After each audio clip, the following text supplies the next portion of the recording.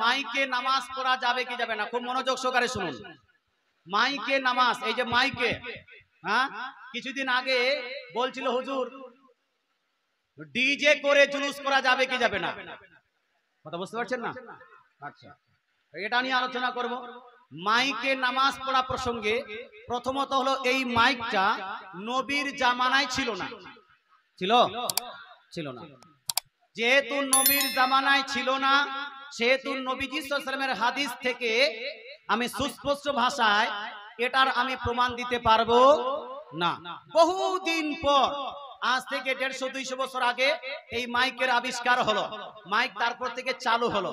কথা বুঝতে পারছেন? এবার প্রশ্ন হলো মাইকে নামাজ পড়া যাবে কি যাবে না? এই 150-200 বছর ধরে উলামায়ে কেরাম রিসার্চ করেছেন, গবেষণা করেছেন।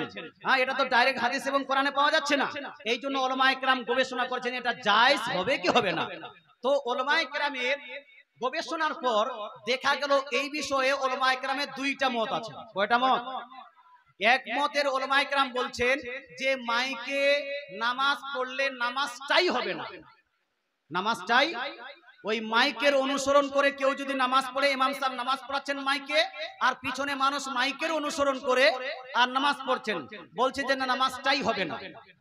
তো এক গ্রুপ বা এটা এগুলো ভালো ভালো আলিম, বড় আলিম, যোগ্য বিজ্ঞ আলিম, বিশেষজ্ঞ আলিম, স্মরণীয় আলিম, ইনারা হচ্ছেন, ইনারা বললেন মাইক ব্যবহার করে নামাজ চলবে না। আচ্ছা, কিছু উলামায়ে কেরাম বলছেন মাইক ব্যবহার করে নামাজ পড়া জায়েজ আছে। এই দুই রকম উলামায়ে কেরাম হলেন সুন্নি। কি জি? সুন্নি। এটা আমি ওয়াহাবি বলছি না যে ওয়াহাবিরা এটা, ওয়াহাবি হলে আমি বলতামই না। দুই রকম উলামায়ে কেরাম হলো সুন্নি। মাইকে নামাজ পড়া জায়েজের ফতোয়া দেনেওয়ালা এরাও সুন্নি, আর না জায়েজ বলনেওয়ালা এরাও সুন্নি। এখন আমরা যারা বড় বড় মুহাক্কিক নই, আপনারা যারা সিম্পল সাধারণ মানুষ, এই দুই পক্ষের যে কোনো একটি পক্ষকে অনুসরণ আপনারা করতে পারেন, করতে পারেন। অনুসরণ করার অধিকার আপনার আছে। আপনি জায়েজের উপর আমল করতে পারেন, না জায়েজের উপরও আমল করতে পারেন। তবে আমি আপনাদেরকে এখানে, এটা আপনার অধিকার, তবে এখানে আপনাকে আমি একটু সাজেশন দিব, অ্যাডভাইস করব যে যারা জায়েজ বলেছেন এদের কথাতে আমল করার অপেক্ষা না জায়েজ যারা বলেছেন এদের কথাতে আমল করাটা বেশি ভালো। কথা বুঝতে পারছেন না? বেশি ভালোটা কেন?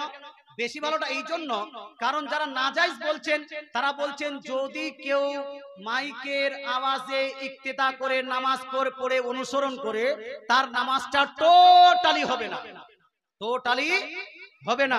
দুইজনের মধ্যে একটা তো ঠিক, দুইজনের মধ্যে কি একটা ঠিক। এখন এটাও ঠিক হতে পারে, এটাও ঠিক হতে পারে, এদেরও জানা তাহকিকটা ঠিক হতে পারে, এটাও ঠিক হতে পারে। আল্লাহ ভালো জানেন যে কোনটা ঠিক। কথা বুঝতে পারছেন না?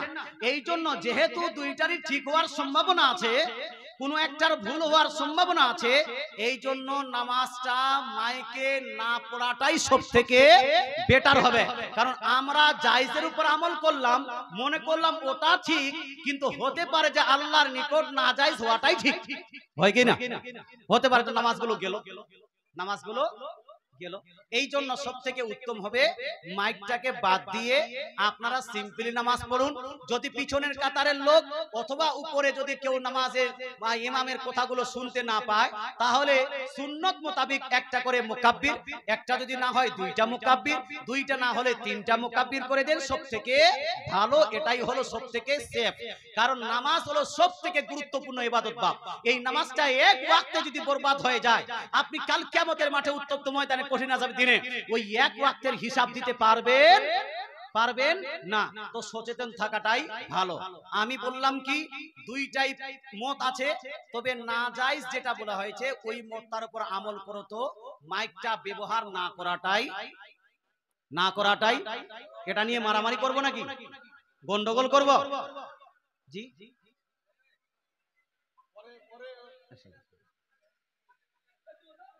কি বল?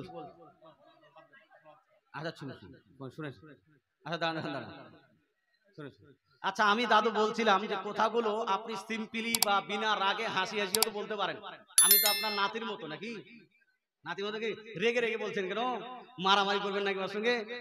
আচ্ছা, আস্তে আস্তে উনি বলছেন কি মদিনা শরীফে তো হয়, মদিনা শরীফে তো হয়, এটাই বলছেন। হ্যাঁ, আমার বক্তৃতা একটু ভালো করে যদি শুনতেন তাহলে এটা প্রশ্নই করতেন না। আমি বললাম না এটা যে হয় না কোথাও, বললাম কি, আমি বললাম যে এই প্রসঙ্গে দুইটা মত আছে, কেউ জায়েজ বলেছেন, কেউ না জায়েজ বলেছেন, দুইটাকেই আমি সাপোর্ট করছি, দুইটাকেই সাপোর্ট করছি, কিন্তু সবথেকে উত্তম হবে যারা না জায়েজ বলেছেন তার উপর আমল করাটা, অর্থাৎ মাইকটা ব্যবহার না করাটাই ভালো হবে।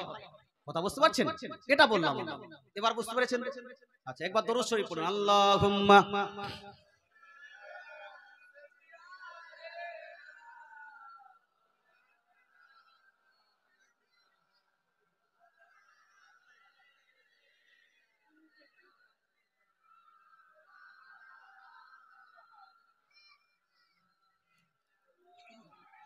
মুহাম্মাদিন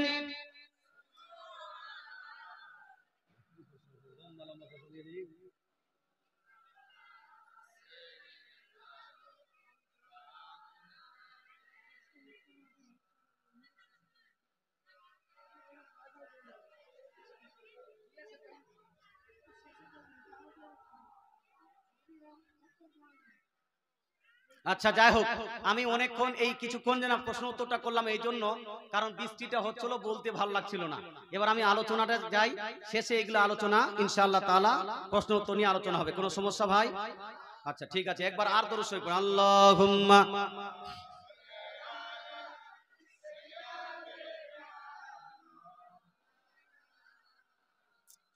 ওয়া আলা আলি সাইয়্যিদিনা। সম্মানিত মুসলিম সমাজ, আমি আলোচনার কাছে ছিলাম কোথায়?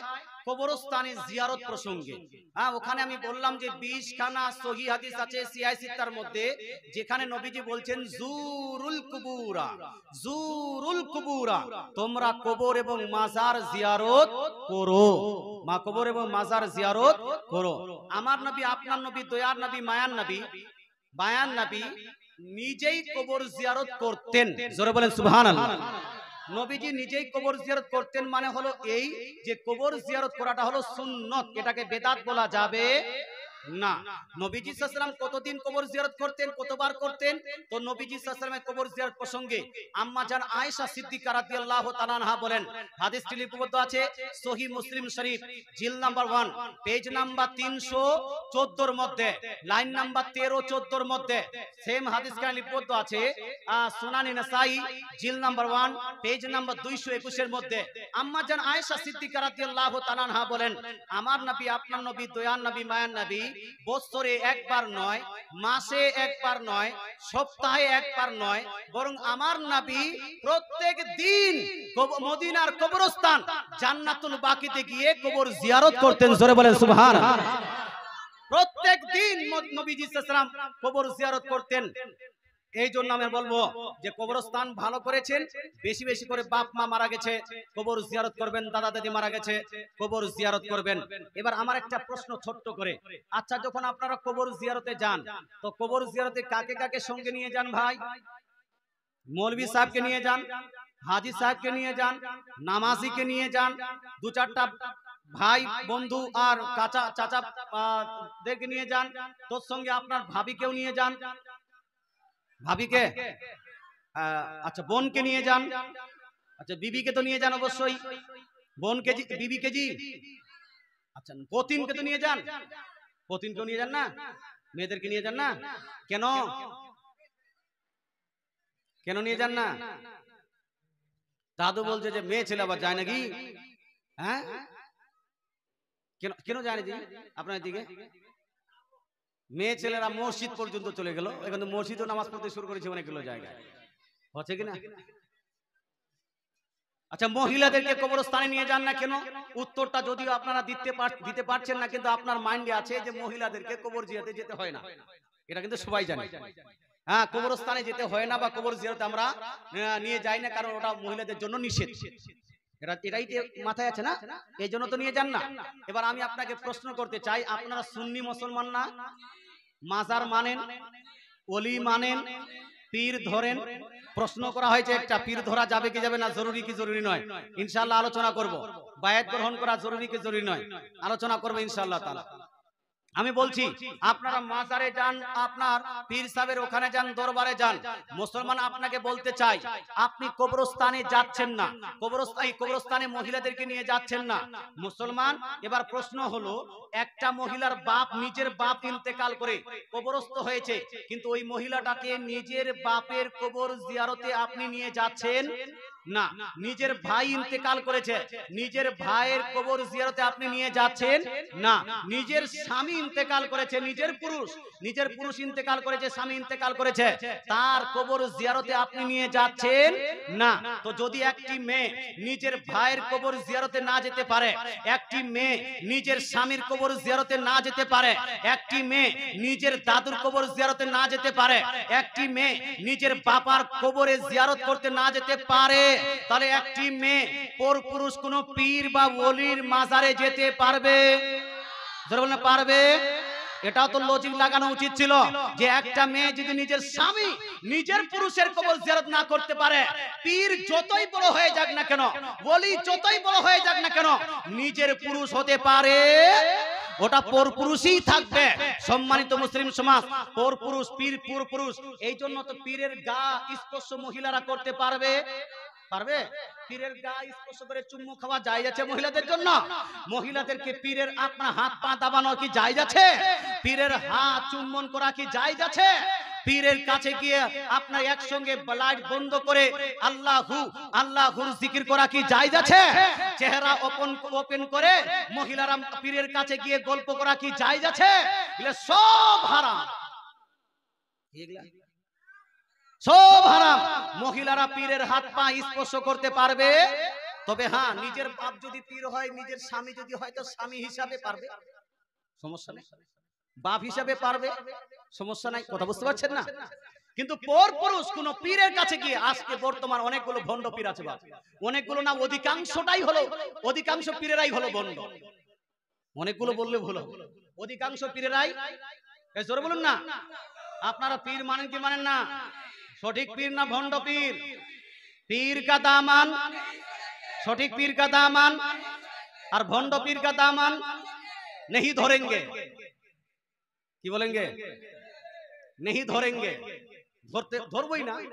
হ্যাঁ, যাই হোক, ইসলাম বলতেটা চাচ্ছিলাম, তাহলে পীরের মাজারে মহিলারা যেতে পারবে না, এটাতে আমরা কি একমত হতে পারলাম? মুসলমান, এটাই হলো সঠিক মত। তাছাড়া হাদিস শরীফের মধ্যে আছে, কি আছে হাদিসটাও শুনে নেন। সুনান ইবনে মাজার মধ্যে 3 খানা হাদিস, সুনান আবু দাউদের মধ্যে 1 খানা হাদিস, সুনান তিরমিজির মধ্যে আরেক খানা হাদিস, সিয়াই সিত্তার মধ্যে টোটাল 5 খানা হাদিস। হযরত আব্দুল্লাহ বিন উমর, হযরত আবু হুরায়রা, আব্দুল্লাহ বিন আব্বাস রাদিয়াল্লাহু তাআলা আনহুম তিনজন সাহাবী বলেন, লানা রাসূলুল্লাহ সাল্লাল্লাহু আলাইহি ওয়াসাল্লাম যুবরাতিল কুবুর আও যায়রাতিল কুবুর। নবীজি সাল্লাল্লাহু আলাইহি ওয়াসাল্লাম সেই মহিলাদের প্রতি অভিশাপ এবং লানত বর্ষণ করেছেন যেই মহিলারা বাড়ি থেকে বের হয়ে কোনো মাজার জিয়ারতে যায়। কথা বুঝতে পারছেন না? যেই মহিলারা কবর জিয়ারত, মাজার জিয়ারতে যায়, তাদের প্রতি নবীজি অভিশাপ এবং লানত করেছেন। এই জন্য মহিলাদেরকে মাজার কবরে নিয়ে যাবেন না। আচ্ছা, মহিলাদেরকে ঈদগাহে নিয়ে যাবেন, মসজিদে নিয়ে যাবেন, এই টপিকটা আলোচনা করলে কি আপনাদের সমস্যা আছে? সমস্যা থাকলে আমি বলবো না। মুসলমান ঈদে মিলাদুন নবী নিয়ে আলোচনা করবো, বাস আর 10 থেকে 15 মিনিট এগুলো আলোচনা হয়ে তারপর ঈদে মিলাদুন নবী সম্পূর্ণ আলোচনা হবে ইনশাআল্লাহ তাআলা। একবার দরুদ শরীফ পড়ি, আল্লাহুম্মা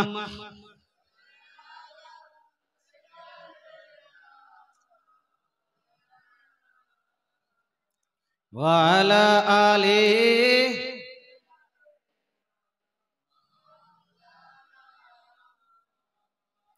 সম্মানিত মুসলিম সমাজ, আমরা মসজিদে গিয়ে নামাজ পড়ি কেন?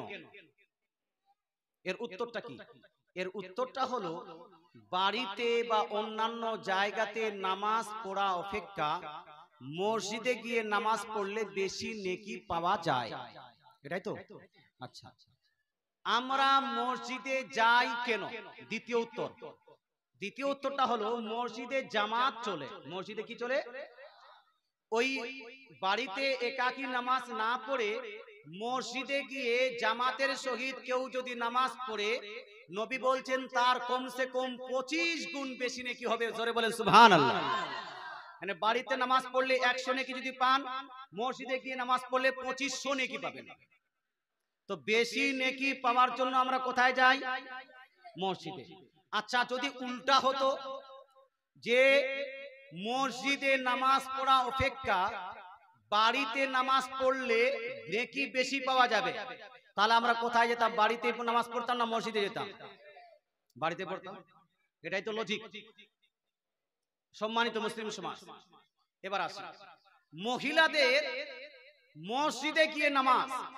এই প্রসঙ্গে আমাদের গোটা হিন্দুস্তানে আগে নজির ছিল না যে কোন মসজিদে গিয়ে মহিলারা নামাজ পড়ে বা ঈদগায় গিয়ে নামাজ পড়ে, এটা নজির ছিল না। কিন্তু আস্তে আস্তে আস্তে আস্তে এখন বাড়তে আছে। ঈদগাহও যাচ্ছে, মসজিদেও যাচ্ছে। যারা যাচ্ছে তাদের হিসাব তারা দিবে, কিন্তু তাদেরকে দেখে আপনারা যাবেন কি যাবেন না, আপনারা মহিলাদেরকে নিয়ে যাবেন কি যাবেন না, এই বিষয়ে আলোচনা করতে চাই। কথা বুঝতে পারছেন না?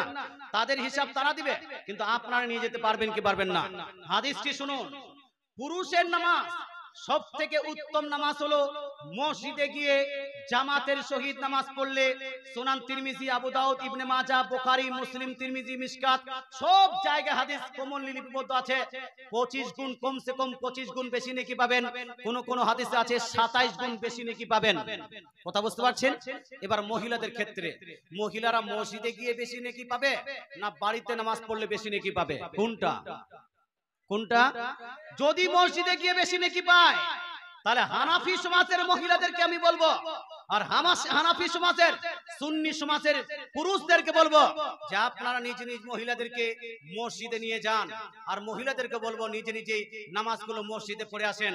কারণ নেকি যদি মসজিদে গিয়ে বেশি পাওয়া যায়, তাহলে আমরা বাড়িতে নামাজ পড়বো কেন? কথা বুঝতে পারছেন না? মহিলাদের নেকি যদি মসজিদে বেশি হয়, তাহলে বাড়িতে নামাজ পড়বে কেন?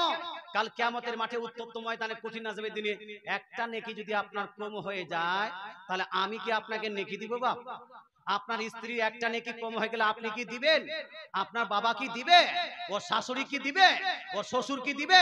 ওই মহিলাটা আমার কাছে যদি নেকি চায়, মুফতি সাহেব বক্তৃতা তো করে গিয়েছিলেন, একটা নেকি আমাকে দিন, আমি কি দিব? দিব না। তাহলে মহিলাদেরকে ওটাই করা উচিত যেই জায়গাতে নামাজ পড়লে মহিলারা নেকি বেশি পাবে। নেকি। এবার হাদিসটা শুনুন। এই হাদিসটি লিপিবদ্ধ আছে সুনানে আবু দাউদ। কোন কিতাব বললাম? সুনান আবু দাউদ সিহাহ সিত্তার অন্যতম হাদিস গ্রন্থ। হাদিসের মান হলো সহিহ। কেউ কালকে যায়িফ আর জাল বলবেন না। অনেকগুলো পণ্ডিত, মহাপণ্ডিতকে দেখা যায় যারা জালসা চলাকালীন ডাইরেক্টলি তো বলে না কিছু, আর তারপরে দিনে কি বলে, এই দেখো সব জাল হাদিস আর জয়ীফ হাদিস দিয়ে গেছে। বলে কি বলে না? যদি বলতেই হয় জাল হাদিস আর জয়ীফ হাদিস, এখনই বলো বাবা, এখনই বলো, কালকে বলো না।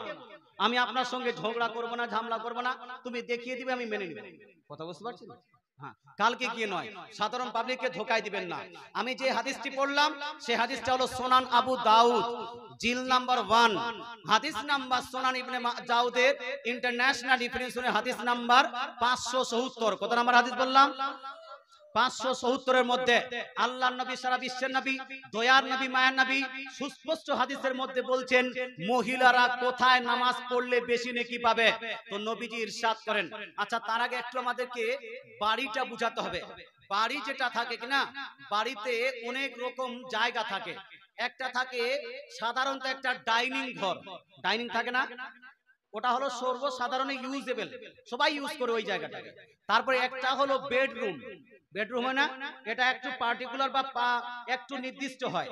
আর একটা হয় অন্দরমহল, হয় কি হয় না? আগের যুগে মাটির বাড়ি হতো, অন্দরমহল করতো, একদম ছোট্ট করে নিচে করে বাড়ি ঘর করতো, সম্পদ ধন সম্পদ রাখার জন্য। করে কি করে না? করে। তাহলে একটা হলো সাধারণ আপনার ডাইনিং, সাধারণ রুম, একটা হলো খাস রুম, আর একটা হলো অন্দরমহল। এটা নবীর জামানাও ছিল। নবীজি সাল্লাল্লাহু আলাইহি ওয়াসাল্লাম ইরশাদ করেন, সুনান আবু দাউদ, জিল নাম্বার 1, হাদিস নাম্বার কত বললাম? জোরে বলুন। 570 এর মধ্যে আমার নবী বলছেন, সলাতুল মারআতি ফি বাইতিহা আফজালু মিন সলাতিহা ফি হুজরাতিহা ওয়া সলাতুহা ফি মাকদাইহা আফজালু মিন সলাতিহা ফি বাইতিহা। নবীজি বলছেন যে একজন মহিলার নির্দিষ্ট রুমে নামাজ পড়া, মহিলাটির নির্দিষ্ট রুমে নামাজ পড়া ও নির্দিষ্ট সাধারণ রুমে নামাজ পড়া অপেক্ষা বেশি নেকির কাজ, বলেন সুবহানাল্লাহ। নির্দিষ্ট রুম অর্থাৎ বেডরুমে নামাজ পড়া জেনারেল রুমে নামাজ পড়া অপেক্ষা বেশি নেকি, বেশি উত্তম। আগে নবী ইরশাদ করেন ওয়া সলাতুহা ফি মাকদাইহা, আর মহিলাদের অন্দর মহলে নামাজ পড়া বেডরুমে নামাজ পড়া অপেক্ষা বেশি নেকি। জোরে বলেন সুবহানাল্লাহ। কথা বুঝতে পারছেন না? এখানে নবীজি কি করলেন? বাড়িতে নামাজ পড়তে বলছেন, তবে বাড়িতেও নবীজি সাল্লাল্লাহু আলাইহি ওয়াসাল্লাম তিনটা ভাগ করেছেন বাড়িটার। একটা হলো সাধারণ রুম, একটা হলো বেডরুম, একটা হলো অন্দর মহল, যেটাকে আমরা লুকানো রুম বলি, হ্যাঁ, গ্রাউন্ড ফ্লোর এখন বলা হচ্ছে। নবীজি বলছেন সাধারণ ঘর থেকে, সাধারণ রুমে নামাজ পড়ার থেকে মহিলাটা যদি বেডরুমে নামাজ পড়ে, নির্দিষ্ট রুমে নামাজ পড়ে, বেশি নেকি পাবে। আর ওই মহিলাটা যদি বেডরুমে নামাজ না পড়ে, অন্দর মহলে যদি নামাজ পড়ে, তাহলে বেশি নেকি পাবে। মহিলারা কোথায় নামাজ পড়লে বেশি নেকি পায়? এজন্য বাড়িতে না মসজিদে, বাড়িতে না মসজিদে। বাড়িতে কি ওপেন জায়গায় না লুকানো জায়গায়? কোনটা? আরো কিছু হাদিস শুনুন। ইমাম আহমদ বিন হাম্বল মুসনাদে আহমদ, হাদিস গ্রন্থ মুসনাদে আহমদের মধ্যে হাদিস নকল করেছেন। হাদিস নাম্বার 25,331 এর মধ্যে আহমদ বিন হাম্বল রাদিয়াল্লাহু তাআলা বলেন, আমার নবী, আপনার নবী, দয়ার নবী, মায়ার নবী ইরশাদ করেছেন, সালাত আপনার খায়রু সালাতিন নিসা ফি কারি বুয়ুতিহিন্না ওয়া ফি হাদিসিন খায়রু মাসাজিদিন নিসা কারু বুয়ুতিহিন্না। দয়ার নবী, মায়ার নবী ইরশাদ করেন, একজন মহিলার সবথেকে উত্তম সাজদা করার জায়গা, নামাজের জায়গা হলো তার বাড়ি ঘরের কোণা। জোরে বলেন সুবহানাল্লাহ। আরেকটা হাদিসে নবীজি ইরশাদ করেন, একজন মহিলা গোটা জীবন নামাজ পড়েছে, এর মধ্যে সবথেকে বেশি নেকি পাবে ওই নামাজে যেই নামাজ মহিলা নিজের বাড়ির ঘরের কোণায় নামাজ পড়েছে। জোরে বলেন সুবহানাল্লাহ। আচ্ছা শোনান, বাইহাকি শরীফের হাদিস, এই হাদিসে হাদিস নাম্বার 5445 এর মধ্যে, 5445 এর মধ্যে নবীজি ইরশাদ করেন, মা সাল্লাত ইমরাতুন সালাতান আহাব্বা ইলাল্লাহি মিন সালাতিহা ফি আসাদ্দি বাইতিহা যুলমাতান। নবীজি বলছেন, একজন মহিলা গোটা জীবন যতগুলো নামাজ পড়ে, এর মধ্যে সবথেকে উত্তম নামাজ, সবথেকে নেকির নামাজ, আল্লাহ তাআলার কাছে সবথেকে পছন্দনীয় নামাজ হলো সেই নামাজ যেই নামাজ মহিলা নিজ বাড়ির সেই জায়গায় পড়বে যেই জায়গাটা একটু অন্ধকারাচ্ছন্ন জায়গা, যেটা কি অন্ধকারাচ্ছন্ন জায়গা, অর্থাৎ আলো থেকে অন্ধকারে নামাজ পড়লে মহিলারা বেশি নেকি পায়, মহিলাটি বেশি নেকি পায়। এবার আপনাকে বলি তো, আমি 4খানা হাদিস পড়লাম, এই 4খানা হাদিসে নবীজি কোথায় মহিলাদের নামাজকে উত্তম বলেছেন? বাড়িতে না মসজিদে? বাড়িতে, বাড়ির কোণায় না বাড়ির আপনার আঙ্গিনায়? বাড়ির কোণায়, যেখানে আলো বেশি না যেখানে আলো কম। আঙ্গিনার থেকে, এই আপনার কোণার থেকে যেটা অন্দর মহল আছে, যেটা লুকায়িত রূপ আছে, ওই রুমে বেশি নেকি পাবে না আপনার মসজিদে বেশি নেকি পাবে? লুকায়িত রুমে। এবার আমি বলতে চাই, বাড়িকে ত্যাগ করে মসজিদে গিয়ে নেকি কম হলো, এই নেকি যদি কম হয় তাহলে মহিলারা মসজিদে যাবে না বাড়িতেই নামাজ পড়বে? যেখানে বেশি নেকি সেটাই করা উচিত। এটাই মৌলবীদেরকেও বলা উচিত ছিল, মাস্টারদেরকেও বলা উচিত ছিল, ডাক্তারদেরকেও বলা উচিত ছিল, নায়কদেরকেও বলা উচিত ছিল। কিন্তু মানুষ আজকে সোজা কথা বুঝে না বাপ, ওই ডাক্তার, মাস্টার, নায়ক, খলনায়কের পাল্লায় পড়ে আপনার আস্তে আস্তে মহিলাদেরকে মসজিদে নিয়ে যাওয়া শুরু করেছে। আল্লাহ তাআলা আমাদের হানাফি সমাজের মানুষকে বুঝার তৌফিক দান করুক, আমল করার তৌফিক দান করুক। আমরা মহিলাদেরকে মসজিদ এবং ঈদগাহে নিয়ে যাইনি, আগামী তো যাব, জোরে বলতে যাব। আল্লাহ তাআলা বুঝার তৌফিক দান করুক। এখন একটু আমাদের সিম্পলি প্রশ্ন, যেটা তারা করে থাকেন, ও ভাই, যদি মহিলাদের মসজিদে গিয়ে নামাজ পড়লে নেকি কম হয় বা মহিলা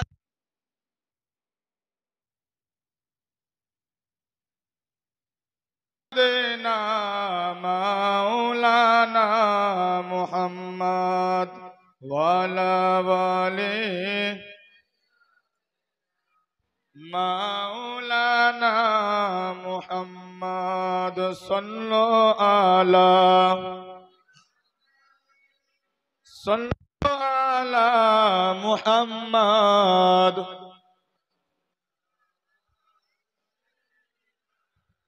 পাক নামে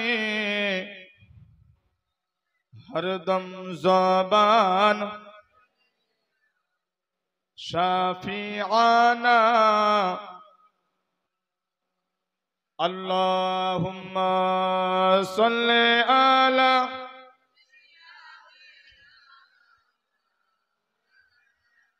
मुहम्मद वाला वाले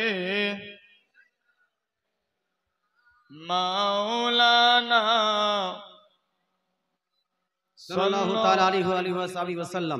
সম্মানিত মুসলিম সমাজ, একটা সাধারণত প্রশ্ন হয় যে বুখারী, মুসলিম, তিরমিজি, নাসাই, আবু দাউদ এই সমস্ত হাদিস গ্রন্থ যদি আপনারা পড়েন, বাংলা বা উর্দু বা যাই হোক না কেন, এই বইগুলোতে লেখা আছে যে নবীজির জামানায় মহিলারা মসজিদে গিয়ে নামাজ পড়তো।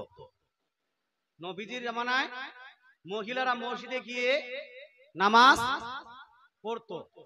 তো যদি নবীজির জামানায় মহিলারা মসজিদে গিয়ে নামাজ পড়েন, তাহলে আমাদের জামানায় মহিলারা মসজিদে যাবে না কেন? কথা বুঝতে পারছেন? এটা একটা প্রশ্ন, বুখারী মুসলিমে আছে, আমি সেটাকে মানছি আছে, কিন্তু এর প্রেক্ষাপটটা বুঝতে হবে। প্রেক্ষাপটটা হলো এই, শুরু ইসলাম যখন প্রচার শুরু হলো, সেই সময় নবীজি সাল্লাল্লাহু আলাইহি ওয়াসাল্লাম সাধারণত সাহাবাদেরকে বলতেন, হে আমার সাহাবায়ে কেরাম, লা তামনাউ আমা আল্লাহ মাসাজিদ আল্লাহ। বুখারী, মুসলিম, তিরমিজি সব জায়গায় হাদিসটা আছে। সাহাবায়ে কেরাম, তোমরা তোমাদের মহিলাদেরকে মসজিদে আসতে নিষেধ করো না, মসজিদে আসতে নিষেধ করো না, অর্থাৎ নিষেধ হচ্ছে বাপ। আর আপনারা শুনছেনও খুব জোরদার।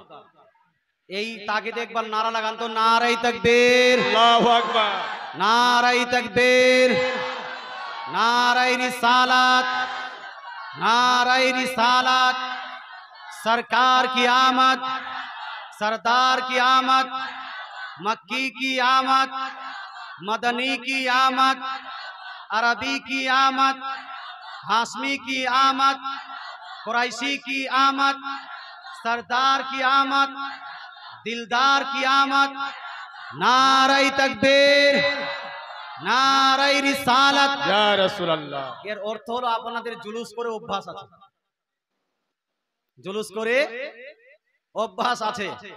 হ্যাঁ, মানে মুডটা একটু ওই জালসাটা ওই বৃষ্টির জন্য একটু মুডটা হয়তো তৈরি হচ্ছে না, তো আপনাদের জোশ দেখে বলার ইচ্ছা করছে, বলবো ভাই, বলবো।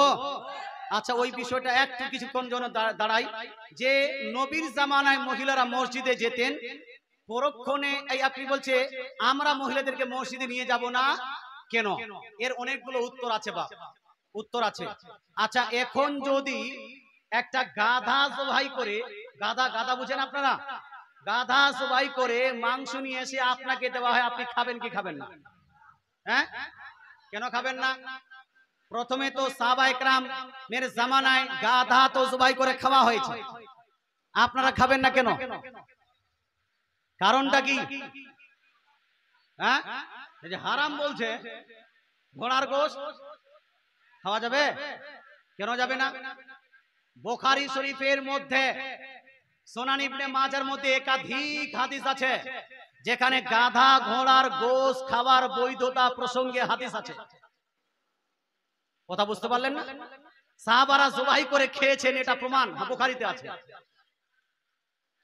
কিন্তু আমরা খাই না কেন? তার কারণটা হলো এই, যে যদিও বুখারীতে আছে, কিন্তু ওই হাদিসগুলো হলো পূর্বের হাদিস, এটা হলো কিন্তু পরের হাদিসগুলো যেটা এসেছে, যেখানে বুখারী শরীফ জিল নাম্বার 2 আপনার ফাতিহে খাইবার চ্যাপ্টার নেম ফাতিহে খাইবারে নবীজি বলছেন যে আজ থেকে তোমাদের গাধা ঘোড়া খাওয়া বন্ধ। জোরে বলেন সুবহানাল্লাহ। মানে যা খেয়েছো সামনে, আর খাওয়া চলবে না। তো খাওয়ারও হাদিস আছে আর না খাওয়ারও হাদিস আছে, যে খাবার হাদিস পাচ্ছে ও খাবার হাদিস গুলো পড়ছে, আর যে সব মিলিয়ে পড়ছে, যে সব মিলিয়ে পড়ছে সে খাওয়া না খাওয়া দুইটাই পেয়ে বুঝে শুনে না খাবার হাদিসের উপর আমল করছে। জোরে বলেন সুবহানাল্লাহ। কথা বুঝতে পারছেন না? তদ্রূপ এক হাদিসের মধ্যে, আবু দাউদ শরীফের হাদিস, নবীজি বলছেন লা তামনা লা তাকুলু লুহুমাল আযাহি ফাওকা সালাসাতি আইয়াম। হে আমার উম্মত উম্মতিরা, তোমরা কুরবানির গোশত 3 দিনের বেশি খাবে না। নবীজি বলছেন 3 দিনের বেশি কুরবানির গোশত খাবে। কোথায় আছে এটা? হাদিসের মধ্যে জি। কিন্তু আপনারা খান কি খান না? খান কি খান না? 3 দিনের বেশি কুরবানির গোশত খাচ্ছেন। আপনারা কেন খাচ্ছেন? হাদিসে তো আছে খাবেন না। আপনি খেলেন কেন? তার কারণটা কি? আপনি বলেন হুজুর হাদিসে আছে খাবেন না, আর হাদিসে এটাও আছে, কি আছে? নবীজি সাল্লাল্লাহু আলাইহি ওয়াসাল্লাম ইরশাদ করেন, সহিহ মুসলিম শরীফ প্রথম খণ্ড পৃষ্ঠা নাম্বার 313 এর মধ্যে, সুনানে নাসাই জিল নাম্বার 1 পেজ নাম্বার 221 এর মধ্যে আল্লাহর নবী ইরশাদ করেন, নাহাইতুকুম আন লুহুমিল আযাহি ফাওকা সালাসাতি আইয়াম ফামসিকু মা বাদালাকুম।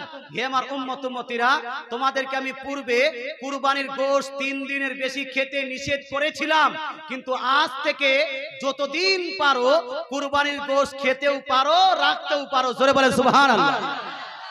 তো খাবারও হাদিস আছে, 3 দিনের বেশি খাবারও হাদিস আছে, আর না খাওয়ারও হাদিস আছে। আমল করব কোনটা? যেটা পরের হাদিস, যেটা হলো পরের হাদিস। পরেরটা হলো খাবার হাদিস, এই জন্য খাবারের হাদিসটার উপর আমল করব। মহিলাদের মা কি বলছে, মসজিদে যাবারও হাদিস আছে, আর না যাবারও হাদিস আছে। দুইটাই আমরা বলছি আছে, তবে আমল করা হবে একটার উপর, আর ওটা করতে হবে পরের হাদিসের উপর। আর পরের হাদিসটা হলো মহিলাদের জন্য মসজিদ নয়, বাড়ির বারান্দা, বাড়ির কোনায় এবং বাড়িতে নামাজ পড়লে মহিলারা বেশি নেকি পাবে। জোরে বলেন সুবহানাল্লাহ। জোরে বলেন না সুবহানাল্লাহ। কিছু কারণবশত নবীজি সাল্লাল্লাহু আলাইহি ওয়াসাল্লাম 3 দিনের বেশি কুরবানির গোশত খেতে নিষেধ করেছিলেন। কিছু কারণবশত মহিলাদেরকে মসজিদে যাওয়ার অনুমতি দিয়েছিলেন। আবার কারণটা শেষ, মহিলাদের মসজিদে যাওয়াটাও যাওয়াটাও শেষ। এখন মহিলারা নামাজ পড়বে কোথায়? কিন্তু এত বিস্তারিত তো আলোচনা করবে না, খালি হাদিসের নাম্বার দিবে আপনাকে। ফালা হাদিস নাম্বারে এটা আছে মহিলারা মসজিদে গেছে, ফালা হাদিসে আছে এই মহিলারা মসজিদে গেছে। তা আমিও তো বলছি রে ভাই যে মহিলারা মসজিদে গিয়েছিলেন, এটার হাদিস আছে, কিন্তু তুমি বলো না এটা আগের হাদিস না পরের হাদিস। এটা বলো, এটা বলে মানুষকে বুঝাও, তারপরে বুঝবো যে তোমার হাদিসের উপর আমল করছে না হানাফিদের উপর আমল করছে। জোরে বলে সুবহানাল্লাহ। কথা বুঝতে পারছেন না? সম্মানিত মুসলিম সমাজ, মানুষকে ধোঁকা দেওয়া যায়, কিন্তু ধোঁকা তারা দিবে যারা সম্পূর্ণ হাদিসের গ্রামার বুঝবে না। যাই হোক ইসলাম, এই নিয়ে আলোচনা করব। আরো আমাকে কিছু, এই যে আপনার রুমে ছিলাম, একটা বিষয় নিয়ে বলছিলেন, এই বৃষ্টির জন্য জানি না যে কতক্ষণে জালসা চলবে। এই যে আপনারা অনেকগুলো জায়গাতে দেখবেন নামাজ পড়ছে, নামাজ পড়তে পড়তে এইরকম আঙ্গুল হিলাচ্ছে, আছে কিনা? আচ্ছা, আপনারাও হিলান নাকি? আঙ্গুল হিলানো, হিলান না? আপনি হিলান? আচ্ছা ঠিক আছে, ভালো। এখন এখন শুনে হাদিস শুনুন।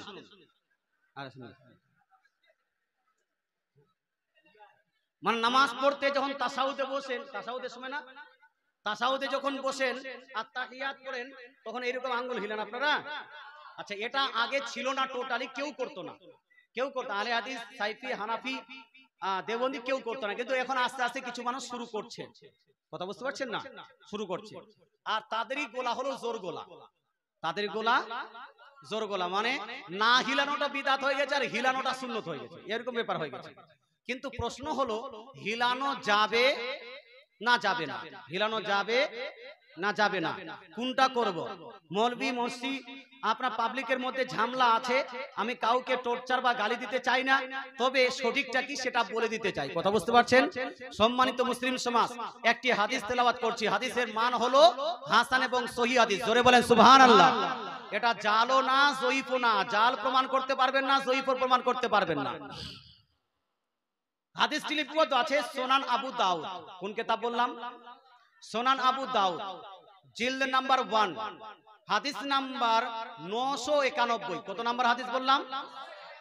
991। এই 991 হাদিসের মধ্যে আছে ইন্টারন্যাশনাল রেফারেন্স অনুযায়ী। যদি আপনাদের মধ্যে কোনো ব্যক্তি আমি যে রেফারেন্স গুলো পাচ্ছি বলছি সেটা যদি পরক্ষণে আপনি খুঁজতে গিয়ে যদি না পান, তাহলে আমাকে গালি দেওয়ার আগে, পাবলিককে বোকা বানানোর আগে আমার কমিটির কাছে নাম্বার নিয়ে আমাকে মেসেজ করবেন বা ফোন করবেন। ফোন করে বলবেন যে হুজুর আপনি যে নাম্বারগুলো দিয়েছিলেন আমি আমার কিতাবে সেটা পাচ্ছি না। কথা বুঝতে পারছেন? ইনশাআল্লাহ তাআলা হয়তো আপনার এডিশনটা আলাদা, কারণ ছাপাখানা যদি আলাদা হয়ে যায় নাম্বারও আলাদা হয়ে যায়। কথা বুঝতে পারছেন না? কলকাতার ছাপাখানা নাম্বার আলাদা, বাংলাদেশের ছাপাখানা নাম্বার আলাদা, বাংলাদেশের 4টা ছাপাখানা 4টা নাম্বার আলাদা আলাদা। কথা বুঝতে পারছেন? এই জন্য আমি ইন্টারন্যাশনাল রেফারেন্স গুলো দিচ্ছি। যদি কেউ খুঁজে না পান তাহলে আমার সঙ্গে কন্ট্যাক্ট করবেন, আমি আপনাকে সেই হাদিসটা হোয়াটসঅ্যাপের মাধ্যমে স্ক্রিনশট করে আপনাকে দিয়ে দিব। আর আপনার কিতাবটা আপনি বলবেন কোন এডিশন আছে, আমি আপনার এডিশনে কোন হাদিসে আছে আমি আপনাকে বের করে দিয়ে দিব। কথা বুঝতে পারছেন? ঝামেলা হবে? সত্যটা জানেন, সত্য জানা সবারই অধিকার আছে। সম্মানিত মুসলিম সমাজ, নামাজের মধ্যে আমরা কান পর্যন্ত হাত তুলি, নামাজের মধ্যে আমরা নাভির নিচে হাত বাঁধি, নামাজের মধ্যে আমরা আঙ্গুল হিলাই না, নামাজের মধ্যে ইমামের পিছনে যদি নামাজ পড়ি তাহলে সূরা ফাতিহা পড়ি না। কেউ পড়ছে না ওটা তাদের ব্যাপার, কিন্তু আমরা পড়ছি না। কেন পড়ছি না তার দলিলগুলো আমাদেরকে নিতে হবে, আর সেটা আমাদেরকে জানা দরকার। আচ্ছা, আঙ্গুল যখন হিলানোর কথা বলছি তো এটাও শুনে নেন। মা বোনদের এবং পুরুষের সবারই জন্য একই হুকুম। সুনান ইবনে মাজাহ জিলদ নাম্বার 1 হাদিস নাম্বার কত বললাম? এই যে ঘুরে 500 এই যে 991 কত? 991 দাদু মুখস্থ হলো? যদি সঠিকটা প্রমাণ করে যে যদি হিলান তো বন্ধ করতে হবে আস্তে, যদি সঠিক প্রমাণ হয়। 991 হাদিসের মধ্যে জয়ীফ না জাল না, যে বলবে জয়ীফ নিজেই জয়ীফ হয়ে যাবে, যে জাল বলবে ও নিজেই জাল প্রমাণিত হবে। এই হাদিসটা জাল জয়ীফ কোন ইমাম বলেননি। সম্মানিত মুসলিম সমাজ, হাদিসটাকে শুনুন। আব্দুল্লাহ বিন জুবাইর রাদিয়াল্লাহু তাআলা আনহু বলেন, নবীজি সাল্লাল্লাহু আলাইহি ওয়াসাল্লাম যখন নামাজ পড়তেন তো নবীজি যখন বসে তাশাহুদ করতেন কানা ইউশিরু বি উসবিহি ইদা দাআ। নবীজি সাল্লাল্লাহু আলাইহি ওয়াসাল্লাম যখন তাশাহুদ করতেন তো আঙ্গুল দিয়ে ইশারা করতেন। কি করতেন বাপ? আঙ্গুল দিয়ে ইশারা করার কথা মুসলিম শরীফেও আছে, তিরমিজিতেও আছে, নাসাইতেও আছে, ইবনে মাজাতেও আছে। নবীজি যখন নামাজ পড়তেন তাশাহুদে বসার সময় আঙ্গুল দিয়ে কি করতেন বাপ? ইশারা করতেন। আচ্ছা, আঙ্গুল দিয়ে ইশারা করার মানে কি? চাঁদ উঠেছে। এবার দুই বন্ধু চাঁদ দেখতে গেলাম, যার দিকে একজন বন্ধু চাঁদটা দেখতে পেল, আরেকজন বন্ধু চাঁদ দেখতে পায়নি, তো ইশারা করে ওকে দেখাচ্ছে এই চাঁদটা কোন দিকে দেখছি, বলছে ওইদিকে, কোন দিকে একটু ইশারা করো তো। তো এইরকম আঙ্গুল উঠিয়ে বলছে এই যে দেখতে পাচ্ছ। বলেন তো গোটা দিন দেখতে গেলে দেখতে পাবে? এটাকে ইশারা বলে? এটা হানা বলেন না বা, এটা ইশারা বলে না বা? ইশারা ওই যে চাঁদ। কথা বুঝতে পারছেন? নবীজি সাল্লাল্লাহু আলাইহি ওয়াসাল্লাম নামাজের মধ্যে ইশারা করতেন নিজ আঙ্গুল দিয়ে। এবারটা শুনেন। আগে হাদিসের মধ্যে আছে ওয়ালা ইউহাররিকুহা। হাররাকা ইউহাররিকু মানে হলো হিলানো। হাররাকা ইউহাররিকু মানে কি? হিলানো। লা মানে নেহি, লা মানে নয়, লা মানে নো। নবীজি সাল্লাল্লাহু আলাইহি ওয়াসাল্লামের সাহাবী ইরশাদ করেন এই যে নবীজি যখন তাশাহুদে বসতেন তাশাহুদে আঙ্গুল দিয়ে ইশারা করতেন ওয়ালা ইউহাররিকুহা, আর নবীজি আঙ্গুলটাকে হিলাতেন। জোরে বলেন না, নবীজি আঙ্গুলকে হিলাতেন না। এখানে স্পষ্ট ভাষায় দুইটি কথা উল্লেখ করেছেন হাদিসের মধ্যে, একটা হলো ইশারা করা, একটা হলো না হিলানো। একটা হলো ইশারা করা, একটা হলো না হিলানো।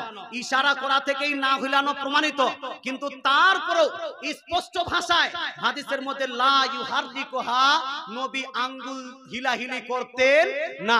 এবার নবী যদি আঙ্গুল হিলাহিলি না করেন আমরা করব না? এ দাদু বলেন না, করবেন কি করবেন না? করা যাবে না। তো যদি কোনোদিন হিলিয়ে থাকেন আজ থেকে বন্ধ করতে হবে।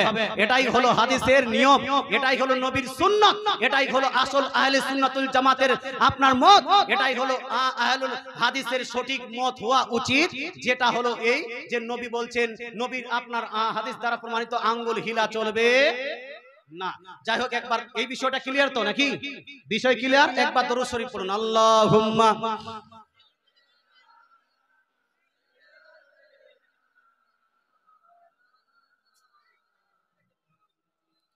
ওয়া আলা আলিহি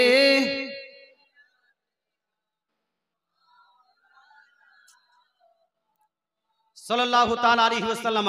শুনুন, এবার আমি আধা ঘন্টা মিলাদুন নবী প্রসঙ্গে আলোচনা করব। জি, কথা বুঝতে পারলাম না, কথা বুঝতে পারলাম না। কি মহিলাদের কি করবে?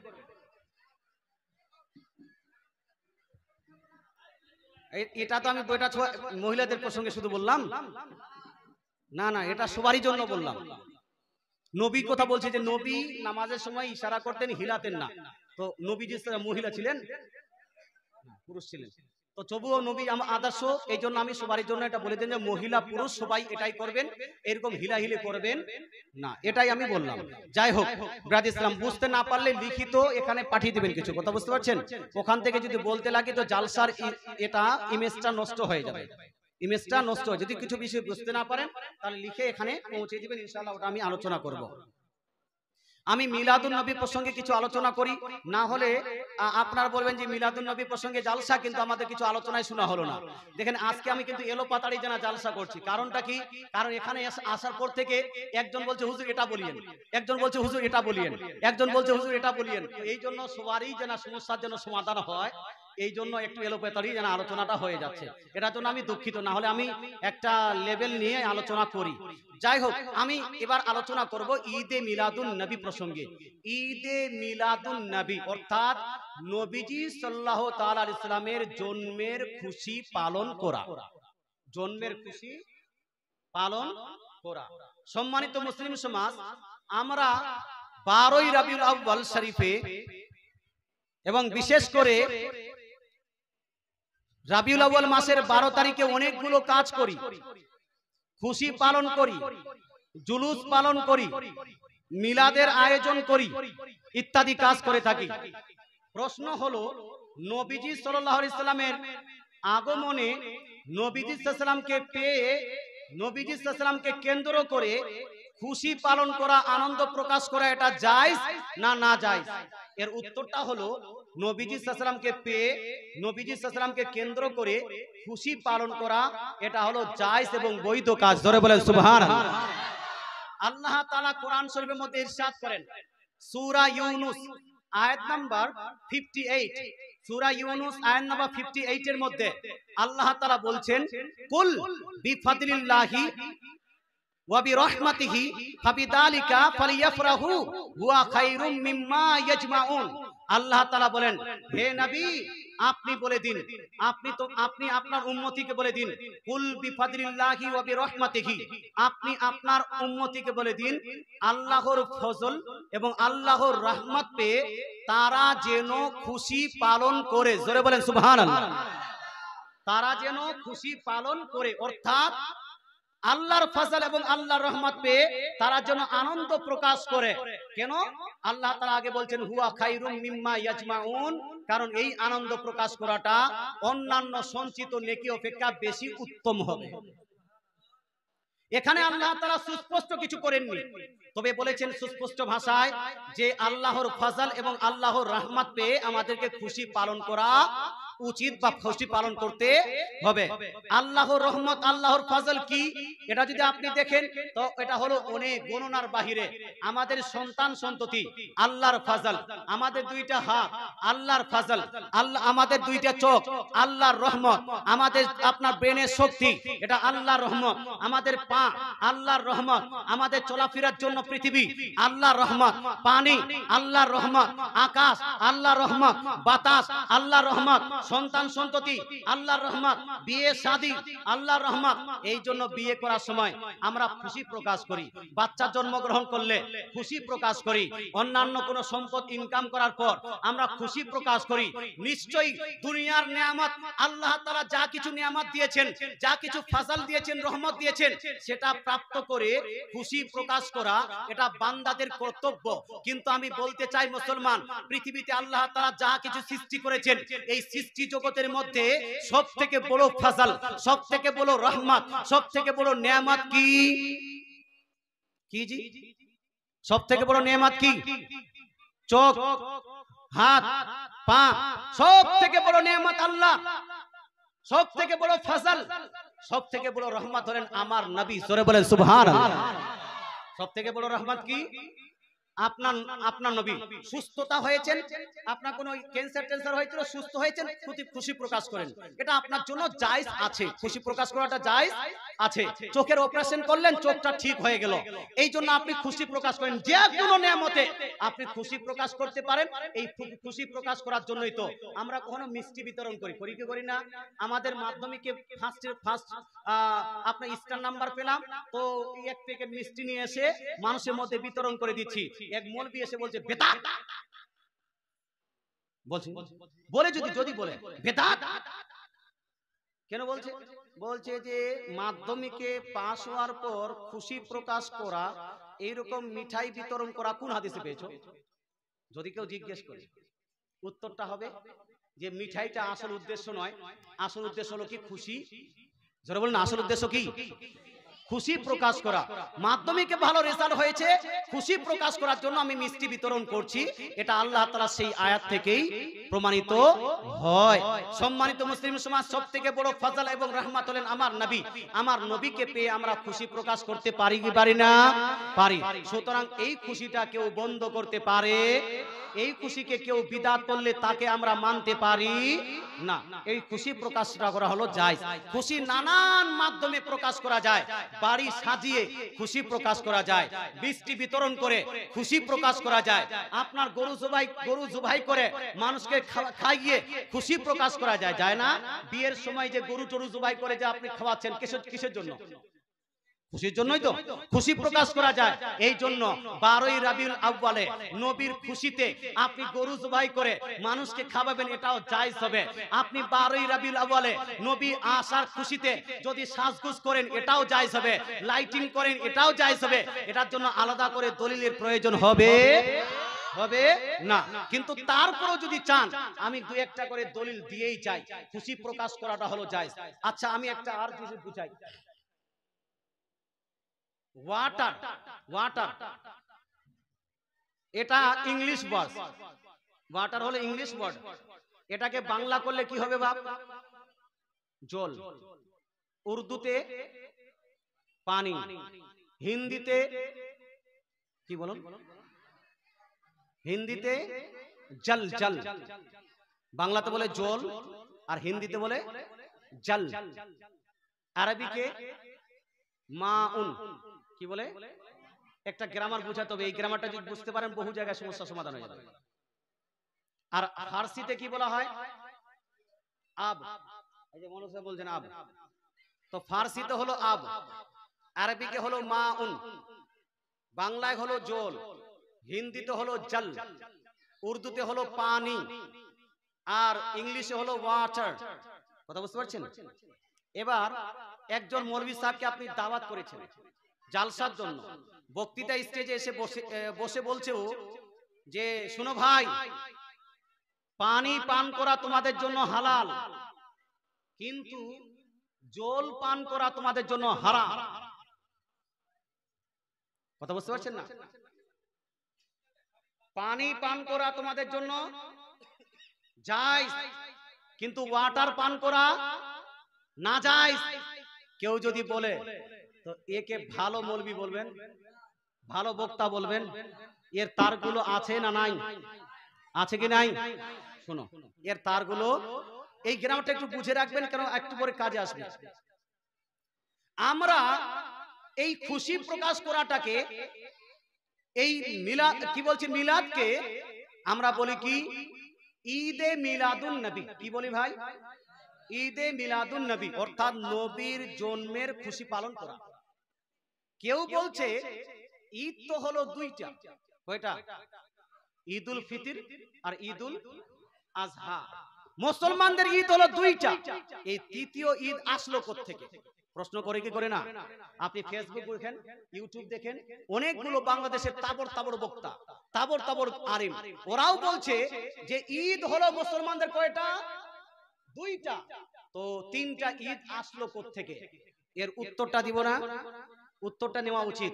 উত্তরটা হলো এই, প্রথম কথা, আমি কয়েকদিন আগে আমাকে একটা প্রশ্ন করেছে একজন আহলে হাদিস মৌলভী, যে ঈদ তো হলো মুসলমানদের মাত্র দুইটা, তা আপনারা তিনটা ঈদ পেলেন কোথায়? তৃতীয় ঈদটা পেলেন কোথায়? ঈদে মিলাদুন নবী বলছেন কোথায়? আমি তাকে সিম্পলি প্রশ্ন করলাম, ভাই আপনি যে বলছেন ঈদ হলো মুসলমানদের দুইটা, এই কথাটা আপনি পেলেন কোথায়? কোথায় লেখা আছে? কোরআনে কি কোথাও লেখা আছে মুসলমানদের ঈদ হলো দুইটা? হাদিসের মধ্যে কি কোথাও লেখা আছে মুসলমানদের ঈদ হলো দুইটা? ও আর উত্তর দিতে পারছে না। কথা বুঝতে পারছেন না? তুমি যেটা বলছো তার উত্তর দিতে হবে। তোমার উদ্দেশ্য হলো যে ঈদ মুসলমানদের জন্য দুইটা, তো কোথায় পেলে তুমি দুইটা আছে? শুনুন, মুসলমানদের জন্য দুইটা ঈদ না বেশি ঈদ আছে বছরে? খুব মনোযোগ সহকারে শুনছেন তো ভাই? শুনছেন তো? একটি হাদিস, এই হাদিসটি লিপিবদ্ধ আছে সুনান ইবনে মাজাহ সিয়াহ সিত্তার হাদিসের কিতাব, সুনান ইবনে মাজাহ জিল নাম্বার 1 হাদিস নাম্বার 1152। কত নাম্বার হাদিস বললাম? হাদিসের রেফারেন্স না পেলে কি করবেন? গালি দিবেন? আরে বলেন না, গালি দিবেন? নিজেদের মধ্যে ঝামেলা করবেন? কি করবেন? আমাকে কন্টাক্ট করবেন, আমার সঙ্গে কন্টাক্ট করে হাদিসের নাম্বারটা চেক করে নেবেন। যদি না পান আমি আপনাকে বার করে দিব। মাশাআল্লাহ, সুবহানাল্লাহ। বলতে এটা চাই, সম্মানিত মুসলিম সমাজ, সুনান ইবনে মাজাহ সিয়াহ সিত্তার কিতাব, সুনান ইবনে মাজাহ জিল নাম্বার 1 হাদিস নাম্বার কত বললাম? 1152 মধ্যে নবীজি সাল্লাল্লাহু আলাইহি ওয়াসাল্লাম ইরশাদ করেন, এক জুম্মার দিনে খুতবা দিচ্ছেন নবীজি সাল্লাল্লাহু আলাইহি ওয়াসাল্লাম, বক্তৃতা করছেন। ওই বক্তৃতার মাঝে নবীজি সাল্লাল্লাহু আলাইহি ওয়াসাল্লাম ইরশাদ করেন, ইন্না হাযা ইয়াউমু ঈদিন, ইন্না হাযা ইয়াউমু ঈদিন জালাহুল্লাহু লিল মুসলিমিন। হে আমার উম্মতেরা শুনে নাও, নিশ্চয়ই আল্লাহ তাআলা এই জুম্মার দিনকে মুসলমানদের জন্য ঈদ বানিয়ে দিয়েছেন। জোরে বলেন সুবহানাল্লাহ। নিশ্চয়ই এই জুম্মার দিনকে আল্লাহ তাআলা লিল মুসলিমিন মুসলমানদের জন্য ঈদ বানিয়ে দিয়েছেন। জোরে বলেন সুবহানাল্লাহ। কথাটা বললেন কে? বলেন না, আমাদের নবী। আমাদের নবী বলছেন জুম্মার দিনকে আল্লাহ তাআলা মুসলমানদের জন্য ঈদ বানিয়ে দিয়েছেন। এবার আপনাকে প্রশ্ন করতে চাই, বছরে কয়টা জুম্মার দিন হয় বাপ? 52টা। তো 52টা এইদিকে আর ওইদিকে দুইটা ধরে নিলাম আপনাদের অনুযায়ী, কয়টা? দুইটা। তো কয়টা হলো? তো মুসলমানদের কমসে কম ঈদ কয়টা হলো? আমি 54টাতে লিমিটেড করছি না, কমসে কম মুসলমানদের ঈদ নবীজির সুস্পষ্ট হাদিস অনুযায়ী হলো কয়টা? 54টা। আর এই মৌলবীরা বলছে দুইটা মাত্র। এতগুলো পড়াশোনা করার পরে যদি অর্ধেকও বলতো, 54 অর্ধেক কয়টা জি? হ্যাঁ, 27টা। 27টাও যদি বলতো তাও মানতাম যে না, কিছু পড়াশোনা করেছে। কিন্তু একদম লো কোয়ালিটি, একদম দুইটা মাত্র বন্ধু পৌঁছাতে পেরেছে। আল্লাহ তাআলা এদেরকে বুঝা তৌফিক দান করুন, আমল করার তৌফিক দান করুন। আমি বলতে চাই ভাই, আপনারা যদি ঈদে মিলাদুন না বলেন, আপনাকে আমি জবরদস্তি বলতে বলছি না, কিন্তু খবরদার যারা বলছে তাদের মধ্যে ঝামেলা করিয়েন না, তাদেরকে বলতে দিন। ঈদ মুসলমানদের জন্য শুধু দুইটা নয়, জুম্মার দিনটা হলো মুসলমানদের জন্য ঈদ। তো ঈদ মূলত হলো তিনটা, এখন পর্যন্ত মূলত তিনটা। বছরে হলো 54টা, কিন্তু মূলত হলো তিনটা। একটা হলো জুম্মা, একটা হলো ঈদুল ফিতর, একটা হলো ঈদুল আজহা। আচ্ছা বলেন তো, এই তিনটার মধ্যে সবথেকে বড় ঈদ কোনটা? একটা হলো ঈদুল ফিতর, ঈদুল আজহা, এটা হলো এটা হলো জুম্মা। এই তিনটার মধ্যে সবথেকে বড় ঈদ কোনটা? এবার ভাবুন তো, যদি জুম্মাই যদি বড় হয়, তাহলে বড়টাকেই বাদ দিয়ে দিয়েছে এরা। হ্যাঁ, বড় ঈদটাকে বাদ দিয়েছে, ঈদই বলে নাও। শুনুন মুসলমান, আমি নিজের মুখের কথা বলছি না, আপনার কথা নয়। তিনটি ঈদের মধ্যে কোনটা ঈদ বড় আর কেন বড় এটাও জানতে হবে। ওটা কেন বড় আর কোনটা বড়? এই হাদিসটি লিপিবদ্ধ আছে সুনান ইবনে মাজাহ জিল নাম্বার 1 হাদিস নাম্বার 1137। কত নাম্বার হাদিস বললাম? মুখস্থ কি থাকবে বাপ?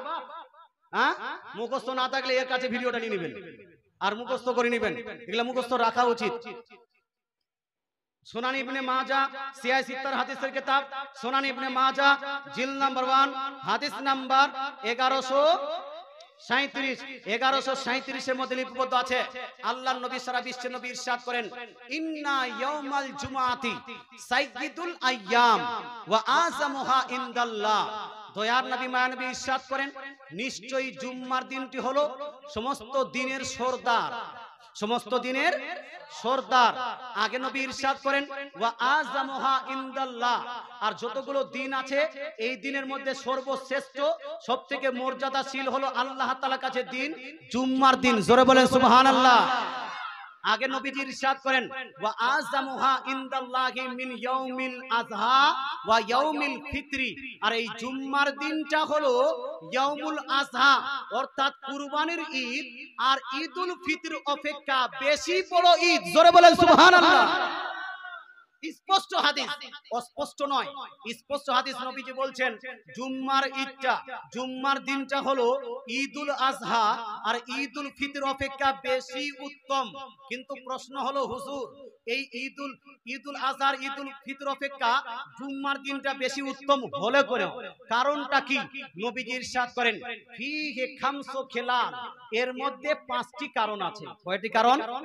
অর্থাৎ 5টি কারণে জুম্মার দিনটি হলো কুরবানি এবং ঈদুল ফিতর থেকে বেশি বড় ঈদ। কয়টি কারণে? 5টি কারণে। কি কি কারণ? এক একটি করে কারণ নিন। প্রথম কারণটা নবীজি বলছেন খালাকাল্লাহু ফীহি আদম। প্রথম কারণ হলো আল্লাহ তাআলা এই জুম্মার দিনে আদম আলাইহিস সালামকে সৃষ্টি করেছেন। জোরে বলেন সুবহানাল্লাহ। জুম্মার দিনে কি করেছেন? আদম আলাইহিস সালামকে সৃষ্টি করেছেন। 2 নাম্বার কারণ আহবাতাল্লাহু ফীহি আদম ইলাল আরদ। 2 নাম্বার হলো এই জুম্মার দিনে আল্লাহ তাআলা আদম আলাইহিস সালামকে জান্নাত থেকে পৃথিবীতে পাঠিয়েছেন।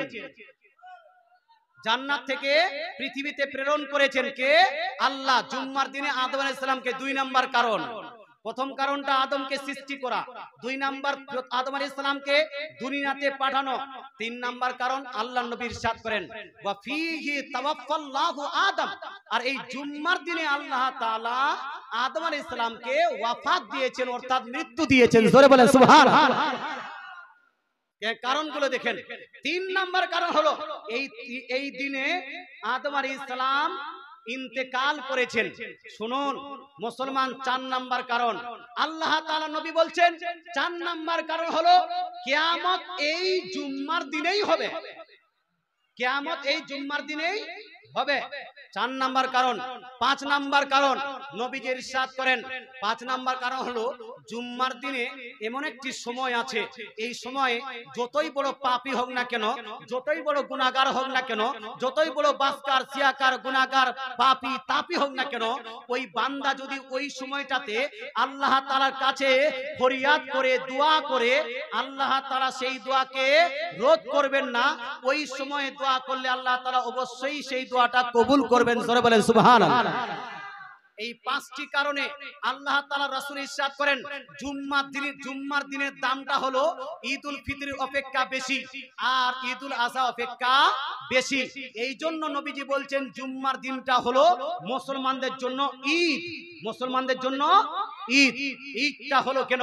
ঈদটা হলো আদম আলাইহিস সালামের আসার জন্য, আদম আলাইহিস সালামের সৃষ্টির জন্য, আদম আলাইহিস সালামের ইন্তেকালের জন্য, আর কিয়ামত সংঘটিত হবে এই জন্য। এবার এই 5টি কারণের মধ্যে 2টি কারণ যদি বাদ দিই, অধিকাংশ কারণ আদম আলাইহিস সালামকে কেন্দ্র করে আছে। আছে কি নাই? অধিকাংশ কারণ আদম আলাইহিস সালামকে কেন্দ্র করে আছে। আদম আলাইহিস সালামের সৃষ্টি ওই দিনে হয়েছে বলে, আদম আলাইহিস সালামের আগমন সেই দিন হয়েছে বলে, আদম আলাইহিস সালামের ইন্তেকাল সেই দিন হয়েছে বলে। এবার আমি আপনাকে প্রশ্ন করতে চাই, যদি আদম আলাইহিস সালামের সৃষ্টির কারণে, আদম আলাইহিস সালামের আগমনের কারণে, আদম আলাইহিস সালামের ইন্তেকালের কারণে জুম্মার দিনটা ঈদুল ফিতর অপেক্ষা ঈদুল আযহা অপেক্ষা বড় ঈদ হয় হয়, তাহলে আদম আলাইহিস সালামেরও নবী বলেন আমাদের নবী, কুল কায়নাতের নবী বলেন আমাদের নবী, নবীগণের নবী বলেন আমাদের নবী, রাসূলগণের নবী বলেন আমাদের নবী, কুল মাখলুকাতের নবী হলেন আমাদের নবী, ফেরেশতাদের নবী বলেন আমাদের নবী, জামাতাতের নবী হলেন আমাদের নবী, চন্দ্রের নবী হলেন আমাদের নবী, সূর্যের নবী হলেন আমাদের নবী, কীট পতঙ্গের নবী হলেন আমাদের নবী। সেই নবী যেই দিন আগমন করেছেন, সেই নবী যেই দিন ইন্তেকাল করেছেন, সেই দিনটা ঈদুল ফিতর, ঈদুল আযহা এবং জুম্মা থেকেও বেশি ফজিলতপূর্ণ এবং বড় ঈদ হবে কি হবে না? नारे तकबीर, नारे रिसालत, मसला के आला हजरत उलमा अहले सुन्नत हजरत मौलाना मुफ्ती अमजद हुसैन सिमनानी साहेब, नारे तकबीर, नारे रिसालत। সম্মানিত মুসলিম সমাজ, এখান থেকে সুস্পষ্ট ভাষায় এই জন্য আমরা বলি ঈদ কা ঈদ, ঈদে মিলাদুন নবী। সব থেকে বড় ঈদ ঈদে মিলাদুন নবী, সব থেকে বড় আপনার ঈদের দিন সেটা হলো ঈদে মিলাদুন নবী। তোমার জ্বলে কেন? তোমার জ্বলার তো দরকার ছিল না, তুমি তো পালন করো না, তোমার জ্বলার দরকার নাই, মানুষের মধ্যে বিভ্রান্তি লাগানোর দরকার নাই। মুসলমান আমরা ঈদে মিলাদুন নবী বলছি, আগামীতে বলবো কি বলবো না? হে মাশাআল্লাহ। তো আদম আলাইহিস সালামের ইন্তেকাল এবং আচ্ছা এখানে একটা প্রশ্ন আর করা হয়, নবীজি সাল্লাল্লাহু আলাইহি সাল্লাম জন্মগ্রহণ করেছেন কত তারিখে? 12ই রাবিউল আউয়াল। নবীজি ইন্তেকাল করেছেন কত তারিখে? বলুন বলুন। 12ই রাবিউল আউয়াল। কত তারিখে? 12ই রাবিউল আউয়াল। ইন্তেকাল হয়েছে 12ই রাবিউল আউয়াল, জন্ম হয়েছে 12ই রাবিউল আউয়াল। কিছু মানুষের প্রশ্ন, কিছু মানুষের, আচ্ছা জন্মের জন্য খুশি হয় কি হয় না? আর ইন্তেকালের জন্য কি হয়? খুশি হয় না দুঃখ? দুঃখ হয় না? বাপ ইন্তেকাল ঢোল বাজাবেন, বাপ ইন্তেকাল করেছে না, করা যাবে না। কিছু মানুষের প্রশ্ন, যেই দিন তোমরা ঈদে মিলাদুন নবী পালন করো, সেই দিন নবীজি সাল্লাল্লাহু আলাইহি সাল্লাম জন্মগ্রহণ করেছেন, সেই দিন নবীজি সাল্লাল্লাহু আলাইহি সাল্লাম ইন্তেকালও করেছেন, সেই দিন নবীজি সাল্লাল্লাহু আলাইহি সাল্লাম ইন্তেকালও করেছেন। তাহলে সেই দিন তোমরা খুশি পালন করো কেন? এই দিন তো তোমাদেরকে খুশিও পালন করা উচিত, দুঃখও পালন করা উচিত। তো দুঃখ আমরা কি পালন করি ভাই? দুঃখ করি না খুশি পালন করি? শুধু খুশি পালন করি, দুঃখ তো করি না। আমাদের পশ্চিম বাংলার একজন কবি আছে, কবি নজরুল না কি বলছে, ও একটা গজল লিখেছে, আজ দুঃখ নিব না খুশি নিব, খোদা গো তুমি দাও না বলে, আজ এই দিনেতেই রসুল এলেন, এই দিনে বিদায় নিলেন। বলে কি বলে না? বলে। কথা বুঝতে পারছেন? এইরকম একটা গজল আছে। এই গজল গানে ওয়ালা আপনার কবি নজরুলকে আমি বলবো, নজরুল ইসলাম বিদ্রোহী কবি নয়, বিদ্রোহী কবি নয়। এই কলকাতা উলুবড়িয়ার সাইডে আপনার একটা কবি আছে, বর্তমান জিন্দাও আছে, ও লিখেছে আজ দুঃখ নিব না খুশি নিব, খোদা গো তুমি দাও না বলে, এরকম একটা গজল লিখেছে।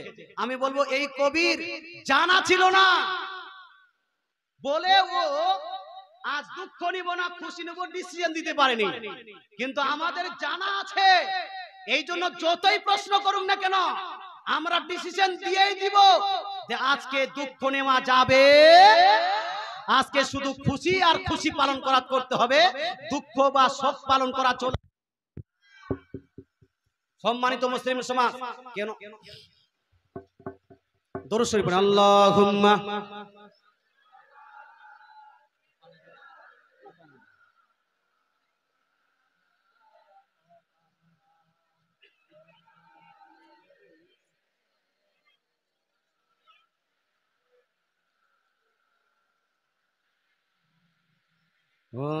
সাল্লু আলা মুহাম্মাদিন।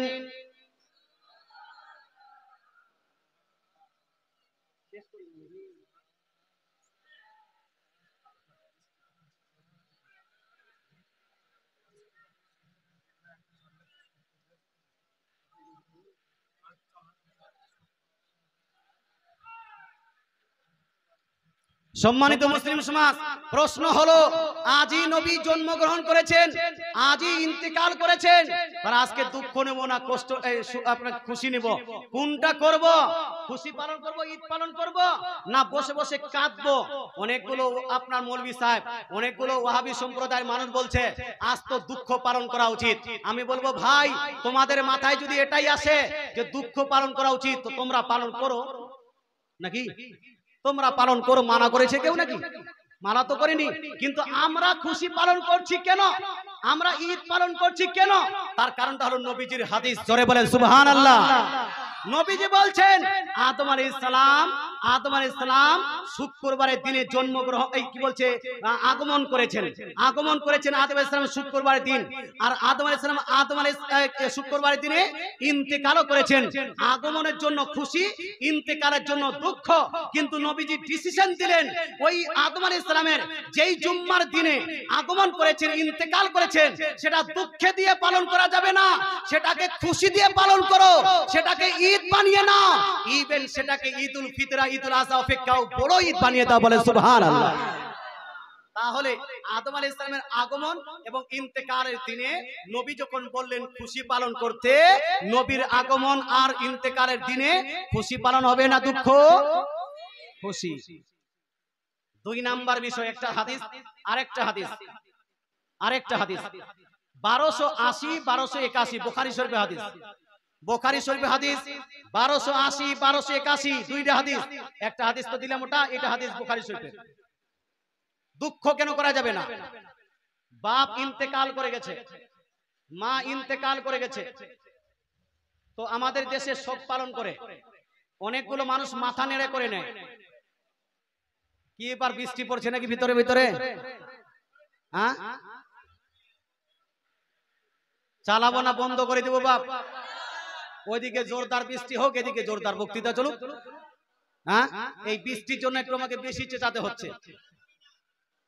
যাওয়াই যাবে না, এখানে শোনা যাবে কিন্তু যাওয়ানো, রাস্তায় তো বন্ধ আছে, ছাতা তো কেউ নিয়ে আসেননি। মাশাআল্লাহ, একবার দরুদ শরীফ পড়ুন। আল্লাহুম্মা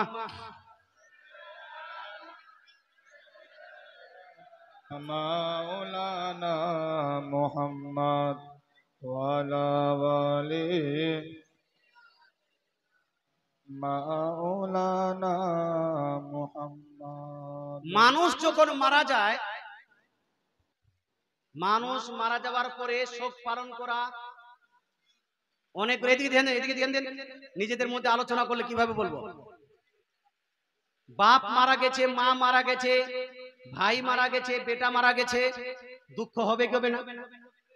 শোক পালন করবেন কি করবেন না? শোকাহত হবেন কি হবেন না? হবেন। কতদিন শোক পালন করবেন?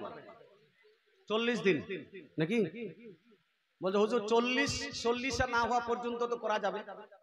অনেকগুলো ছেলেকে দেখা যায় বাড়িতে এসে বাইরে খাটতো, বাড়িতে আসার পর তার বাপ মারা গেছে, মা মারা গেছে, আর বাইরে যাচ্ছে না।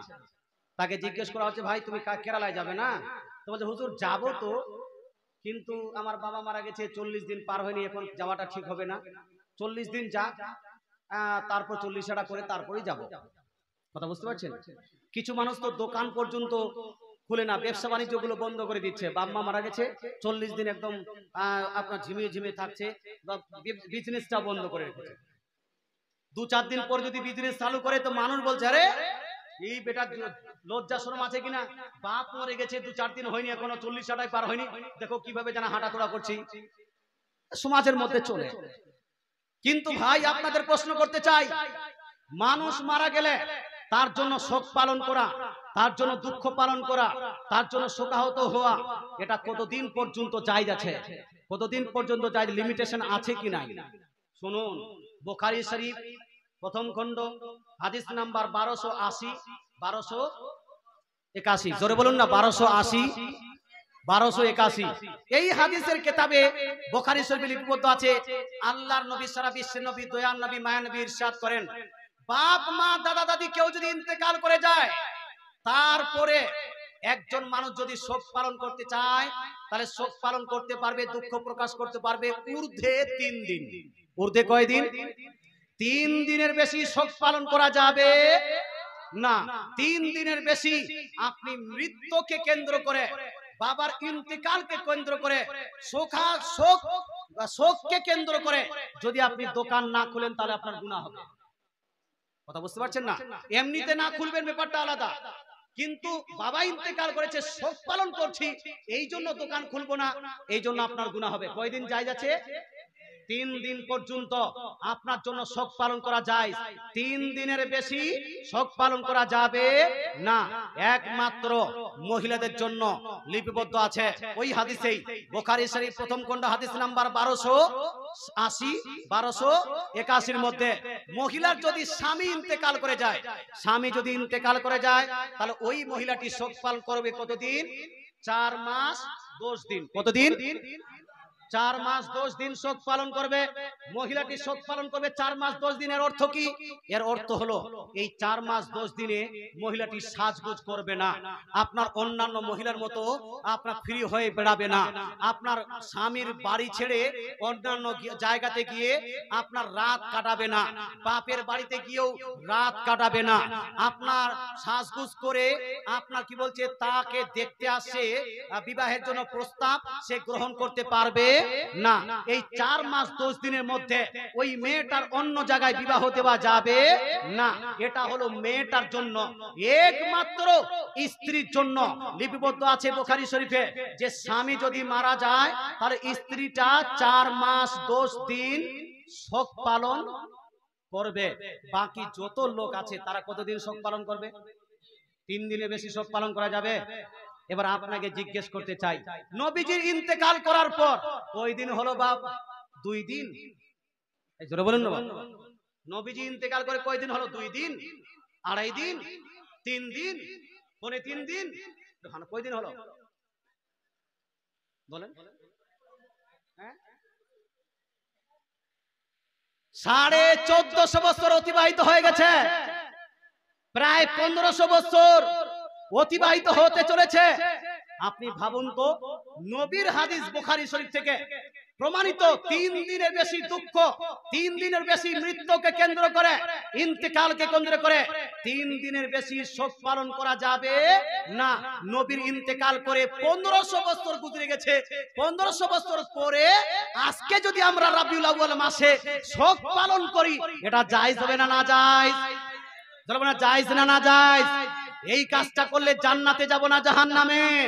তো যারা বলছে নবীর এই দিনে তোমাদেরকে দুঃখ প্রকাশ করা উচিত, শোক পালন করা উচিত, এরা আপনাকে জান্নাতে নয় জাহান্নামে নিয়ে যেতে চায়।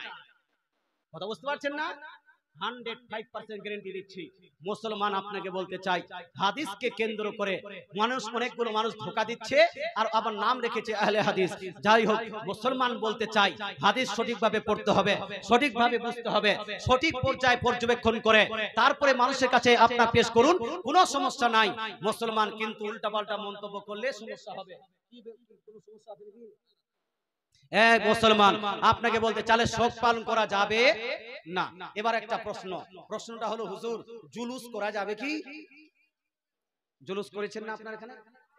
হাই রে হাই, আমাদের দেশে জুলুস অর্থাৎ মিছিল করি কি করি না?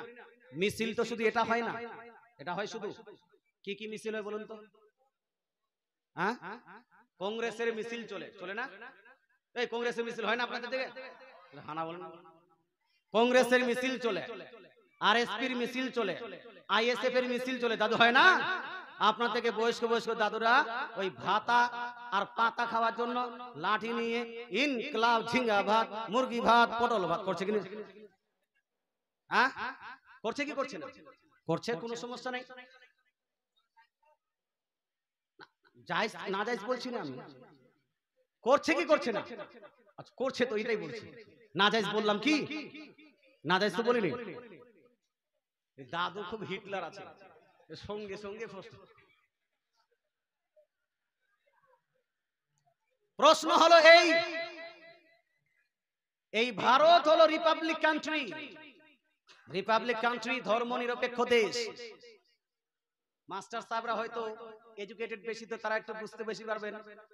ধর্ম নিরপেক্ষ দেশ, এই দেশে কাউকে আটকানো যায় না বাপ। নিজ নিজ ধর্ম মত হিসাবে নিজে মানুষ কাজ করে কি করে না? হ্যাঁ করে। এই দেশে বিজেপির মিছিল চলে, এই দেশে কংগ্রেসের মিছিল চলে, এই দেশে আরএসপির মিছিল চলে, এই দেশে সিপিএম এর মিছিল চলে। কেউ ইনকিলাব জিন্দাবাদ লাগাচ্ছে তো কেউ বন্দে মাতরম লাগাচ্ছে, কেউ সিপিএম জিন্দাবাদ তো কেউ আরএসপি জিন্দাবাদ লাগাচ্ছে। এর মধ্যে মুসলমানরাও আছে, নন মুসলিমরাও আছে, সুন্নিরাও আছে, ওরাও আছে, আছে কি নাই? সবাই আছে। কিন্তু আজ পর্যন্ত কোনো মৌলবীর মুখ থেকে শোনা গেল না যে মৌলবী বলেছে যে আরএসপির মিছিল করা বেদাত। বলেছে কি? বলেনি। ওটা না জায়েজ বলেছে কি? বলেনি।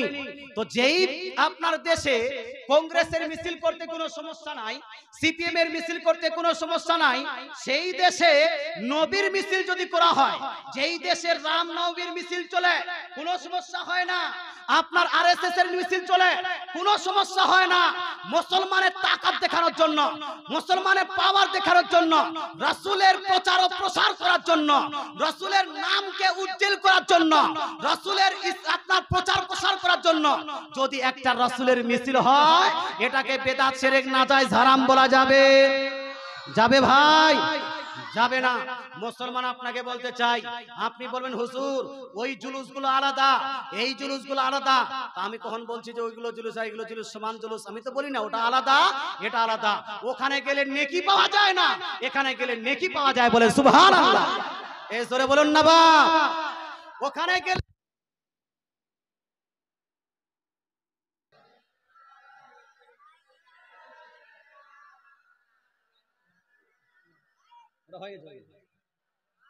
ওয়ালা আলিহি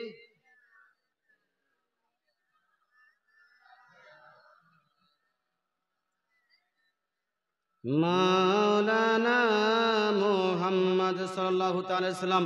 আমি বলছিলাম একটু জোশ টোশ আসছে তখনই লাইট ফুট করে পালিয়ে যাচ্ছে না? হ্যাঁ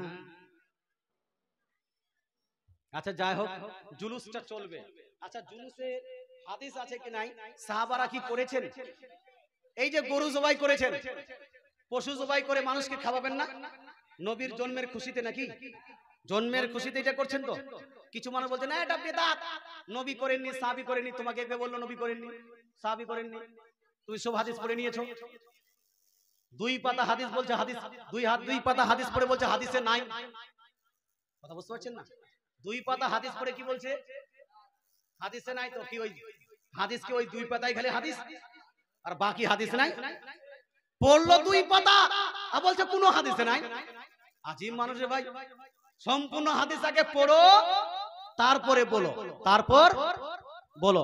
যাই হোক, বলার উদ্দেশ্য হলো এই, নবীজি সাল্লাল্লাহু আলাইহি ওয়াসাল্লামের জন্মদিবস, জন্মের খুশিতে গরু ছাগল জবাই করে, পশু জবাই করে যে রান্না করেছেন, এটাকে বেদাত বলা যাবে না। তবে আমি বলবো যে কেউ যদি না করে তাকে আমরা জবরদস্তি করতে যাব, ও যদি না করে তো না করবো, ওর ব্যাপারটা পার্সোনাল ব্যাপার। কোথায় লিপিবদ্ধ আছে শুনুন। আচ্ছা শুনছেন তো?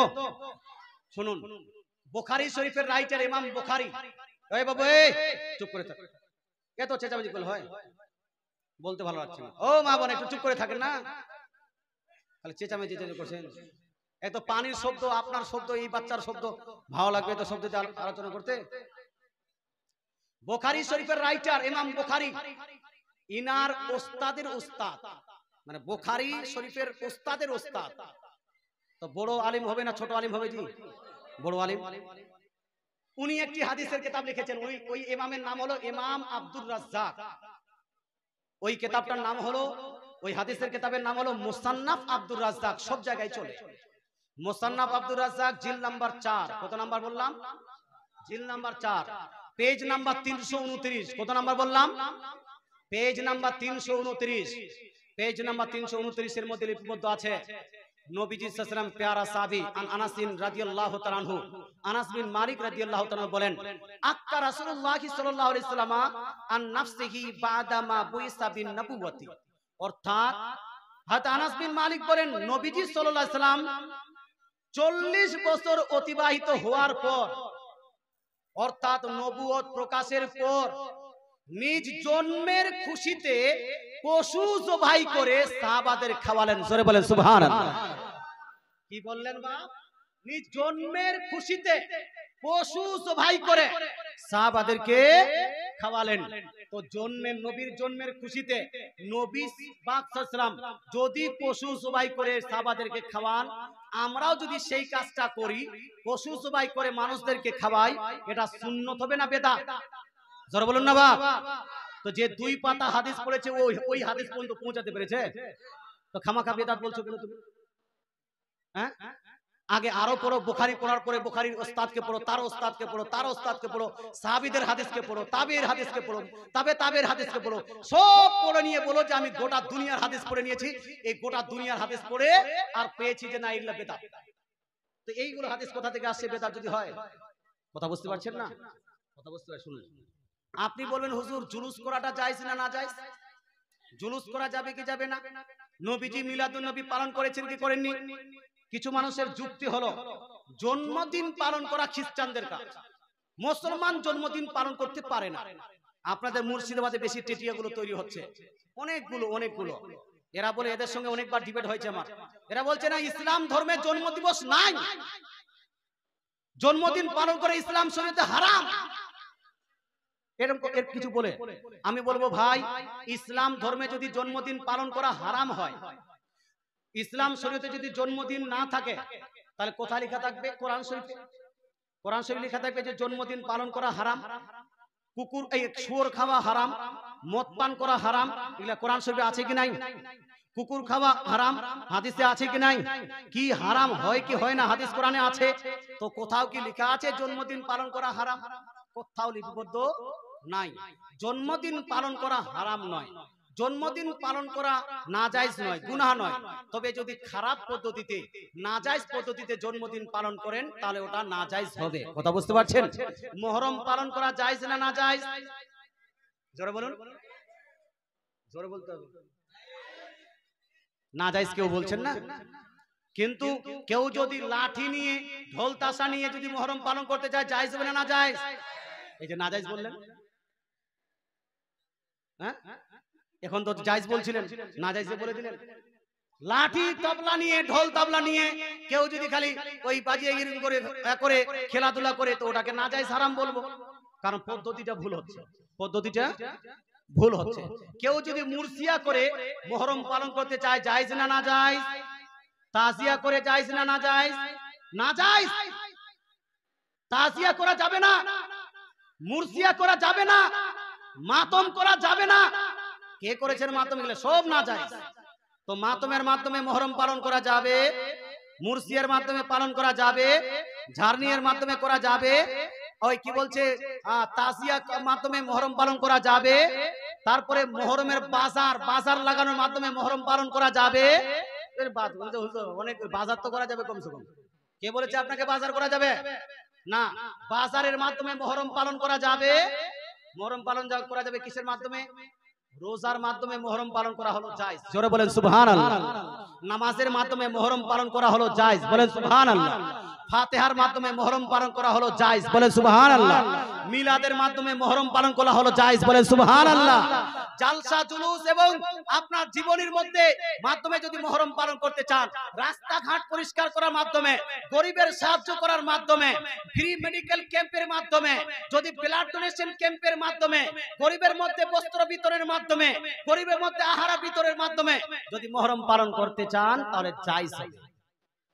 কথা বুঝতে পারছেন না? তদ্রূপ জন্মদিন পালন করা জায়েজ না না জায়েজ, এটা পদ্ধতিটার উপর নির্ভর করছে, পদ্ধতিটার উপর নির্ভর করছে। যদি কোনো ব্যক্তি এইরকম জন্মদিন পালন করে যে বন্ধু বান্ধবকে দাওয়াত দিলাম, ইনভাইট করলাম, বন্ধু বান্ধবকে দাওয়াত দিলাম, তারপরে বাজারে গেলাম, একটা কেক নিলাম, তারপরে কিছুটা মোমবাতি নিলাম, একটা প্লাস্টিকের ছুরি নিলাম, চাকু নিলাম, তারপরে আপনার একটা মিউজিক সিস্টেম নিলাম, বাড়িতে আসলাম, কেকটা রেখে দিলাম, চতুর্দিকে মোমবাতি সাজিয়ে দিলাম, তারপর মোমবাতি জ্বালিয়ে দিলাম, আবার ওই ফু দিয়ে মোমবাতিটাকে বন্ধ করে দিলাম, ওই আপনার কি বলছে তখন হাত তালি দিতে দিয়ে happy birthday to you, happy birthday to you, happy birthday to my dear son और डियर माय गार्लफ्रेंड इत्यादि इत्यादि बोले गान करते करते केउ यदि अपना जन्मदिन पालन करे मुसलमान ताहले जन्मदिन पालन करा जायज होबे হবে না। মুসলমান এই জন্মদিন আশ্চর্য লাগে, মানুষ খাবার খায় কি দিয়ে ভাই? কান দিয়ে না মুখ দিয়ে? কান দিয়ে না মুখ দিয়ে? চোখ দিয়ে না মুখ দিয়ে।